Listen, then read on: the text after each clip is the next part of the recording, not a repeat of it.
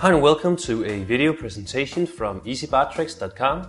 In this video I will show you a trick, and you will need a glass, a business card, a cigarette and a coin. And the challenge is to remove the business card and the cigarette and get the coin to fall into the glass.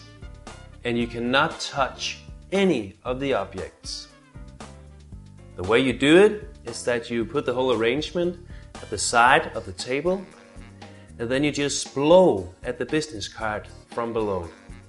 So look what happens when I blow at the business card.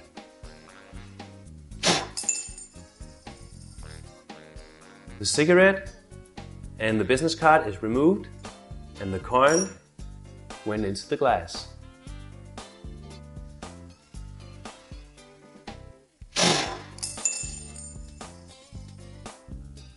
I hope you will have fun with this trick. If you've seen it on a video sharing site on the internet, you should consider to stop by our website. It's EasyBarTricks.com. We have a huge collection of bar tricks and easy to do magic tricks. Everything is completely free, and all the tricks are presented in video with detailed instructions.